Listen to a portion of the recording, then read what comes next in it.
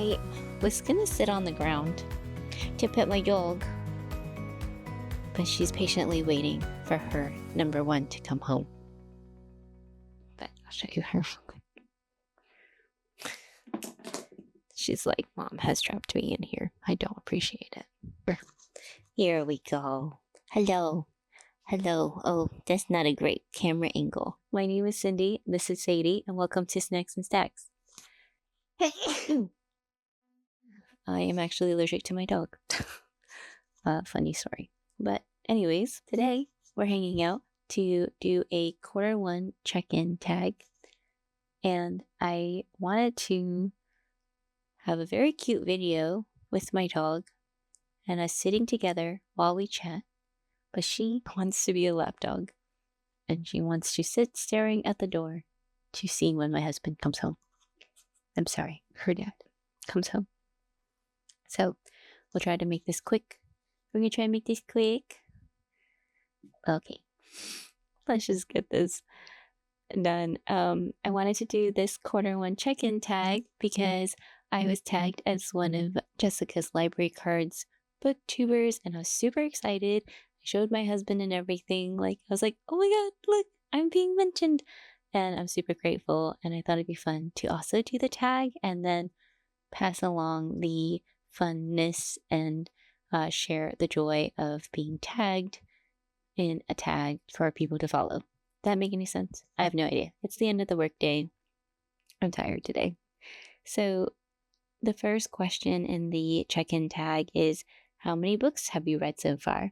And so far, as of April 14th, I have read 30 books. She looks so funny. Have you already found a book that you think might be a 2025 favorite? Yes, I definitely have.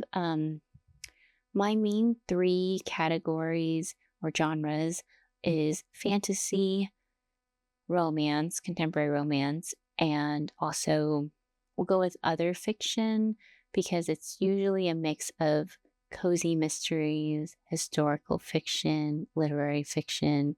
So we'll just say other. So for each category, I have a new favorite. So for fantasy, my new favorite is Ink Blood Sister Scribe.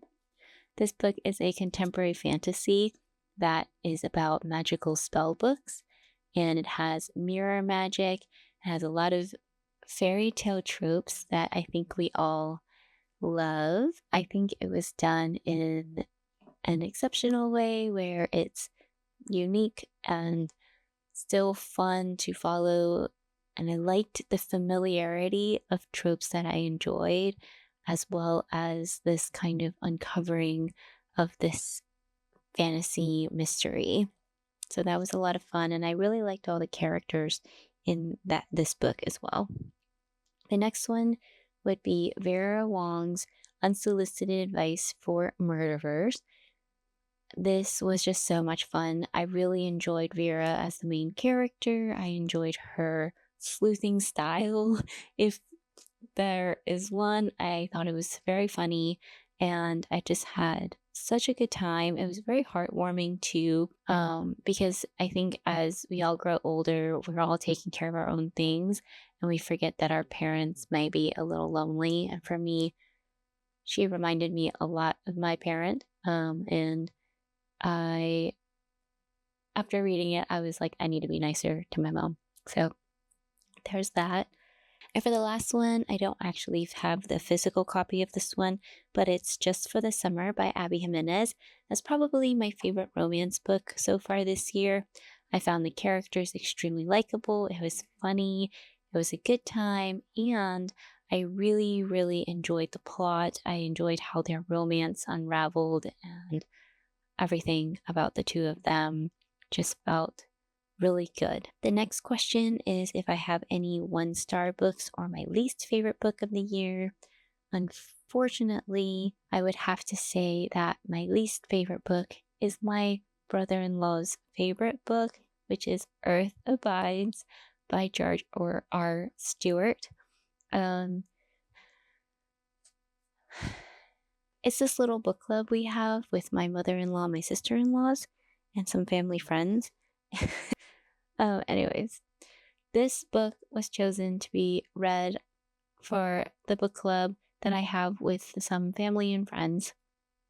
And that is partially why I finished it, but also because it is my brother-in-law's favorite book and I wanted to know why. And so I finished it. It took me a long time to read it, but I do not like the main character and his perspective. Although I did really enjoy watching how society kind of changes after this event. The event is that Ish, the main character, comes out from his camping trip after being bitten by a rattlesnake and finds that everyone he knows is dead. There's a huge disease, and most people in America is dead. So yeah, that type of dystopian. Number 4, what is the most read genre so far? My storygraph says that it's contemporary, but when I looked at the list, I saw that it was 11 contemporary, 10 fantasy, and one of the contemporary books was Watermoon, which I think is more fantasy. So I would say it's a tie between fantasy and contemporary, giving contemporary just a little bit more because storygraph says so. A book that surprised you, I would say, would be Vera Wong. I normally listen to cozy mysteries just to pass the time when I'm doing production heavy work, but I found it to be so enjoyable and I didn't think it would be so much fun. I've had that book on my bookshelf for a while and I've never really been in the mood to read it because I think I started the second book in the Aunties Dial A for Aunties series and I didn't love it. I couldn't finish it. And so maybe I was associating that time with this new book, but I really enjoyed Vera Wong a lot more than I thought I would. A book that's come out in 2025 already that you want to read but haven't yet, that would be Sunrise on the Reaping by Suzanne Collins. I have huge FOMO over that book. I see everyone talking about it, everyone crying over it, and I really want to read it. However, I've never read Ballads of the Songbird, blah, blah, blah. So I want to know, do I have to read that book in order to read Sunrise on the Reaping?